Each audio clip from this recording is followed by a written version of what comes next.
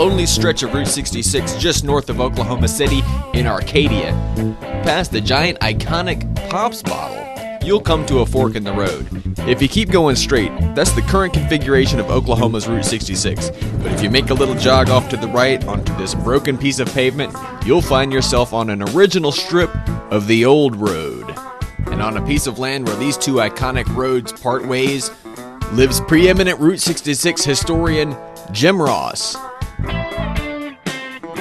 where he's built a house to look like this classic Phillips 66 gas station located in Chandler, Oklahoma. And that's where we are now to talk about these walls. One Sunday afternoon, I just happened to drive out this way. I was living in Bethany at the time. Saw a for sale sign on this corner and got very excited. Got out, walked the property, took the phone number down, drove home immediately, called the realtor, got the information I needed, and made an offer on the phone right there. It's bordered on two sides by highways, the current State Highway 66 and the old Highway 66, which runs right in front of the house and is the original alignment of the highway. I ended up with this modeling part of the front after this old Phillips station. The chimney's actually a little bit tapered as it goes up to the top, and these are all the little details that I included to match the exact design of the old gas station. I wanted it to be as close as possible in terms of dimensions and the visual effects to the old station. And on the front of the chimney, I don't have the Phillips 66 logo there, but I do have a Route 66 sign there, and that's so anybody that comes down this street and happens to wonder if they're on the old highway, if they look up this way, they'll realize that they're following the right road. Throughout the interior of Jim's house, which comes across as somewhat of a nostalgic museum for the old road, is an old school collection of merchandise and memorabilia harkening back to the day when you could feel the winds of freedom just by stepping on the accelerator.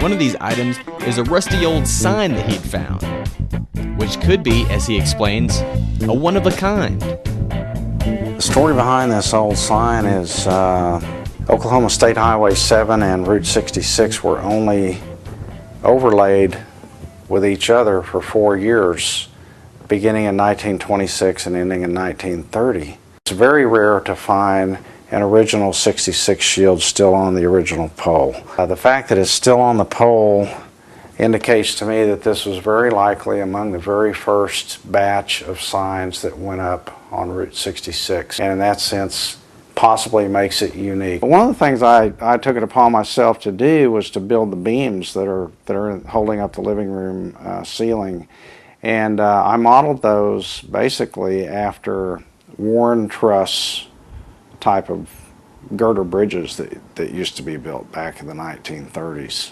and so those are kind of have that nostalgic flavor.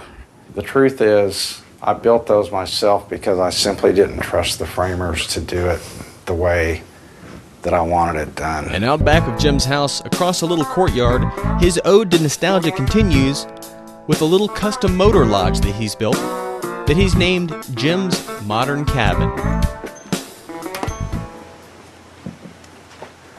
A lot of the artifacts you see in here are things that I have acquired over the years. It's kind of a mix of fun stuff out here for people that enjoy looking at things from a bygone era.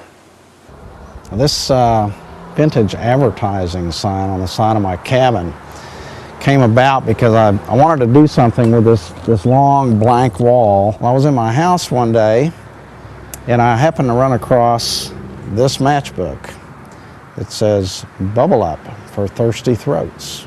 And I thought, you know, that might look pretty good on the side of the cabin.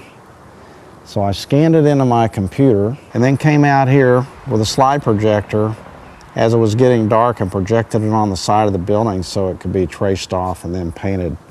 And I think it worked out pretty good. Be sure to check out the print version of these walls every Friday and Monday in the Journal-Record newspaper, and also listen to the NPR radio version of these walls every Friday at 9:17 a.m. only on KOSU. You can also access the archives of all the video and audio journalrecord.net.